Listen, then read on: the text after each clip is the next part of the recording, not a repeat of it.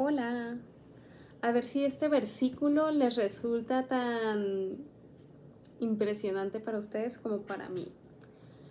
Pues resulta que muchos sabemos acerca de la historia de cuando Jesús camina en el mar. Y esta historia es muy impresionante en sí misma, ya que pues no ha habido otra persona que pueda hacer esto que Jesús hizo. O no que yo conozca, ustedes me dirán. Y cuando Jesús anda sobre el mar, les da una gran enseñanza a sus discípulos, no solamente de su capacidad que tenía como, como Dios, sino también de fe para Pedro. Y bueno, es una historia impresionante en sí misma. Sin embargo, después de esta historia, en Juan 6:22 viene este versículo que dice: el día siguiente, la gente que estaba al otro lado del mar vio que no había habido allí más que una sola barca, y que Jesús no había entrado en ella con sus discípulos, sino que éstos se habían ido solos. Cuando yo leí este versículo fue así de ¡ah!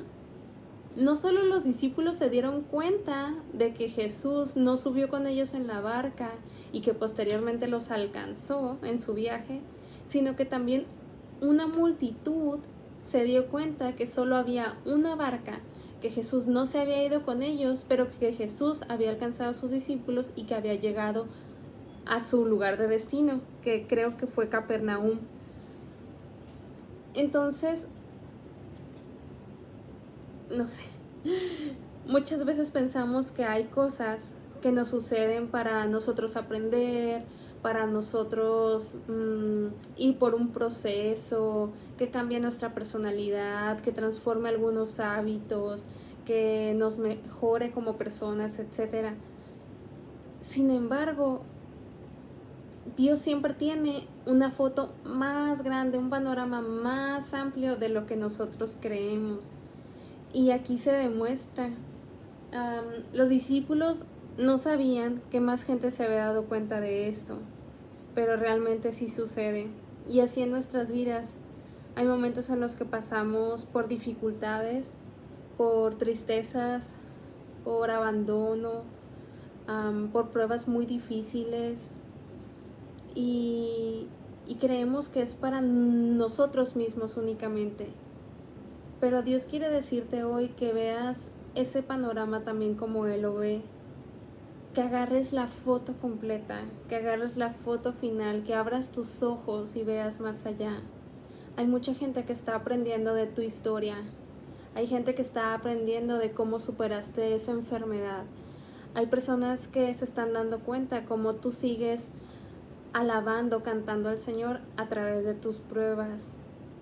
Hay personas que aprenden a través de ti cómo tratar a un adulto mayor, o cómo tratar a un niño, o cómo educar a un animalito, o también cosas más difíciles, cómo enfrentar la drogadicción, cómo enfrentar una división familiar, un adulterio, e incluso también con cosas que nos parecen difíciles en el espíritu, cómo poder tener un don de discernimiento, cómo poder tener un don de sanidad, cómo aprender a orar. Entonces yo te invito a que, sea que estés pasando por una prueba, sea que estés pasando por un proceso, sea que estés en el momento, en el camino donde te encuentres, que lo hagas con todo el amor, pensando en que no es solamente para que crezcas tú como persona, sino para que dejes una huella en los demás. Y bueno, que al final de todo, pues Dios sea glorificado con esto.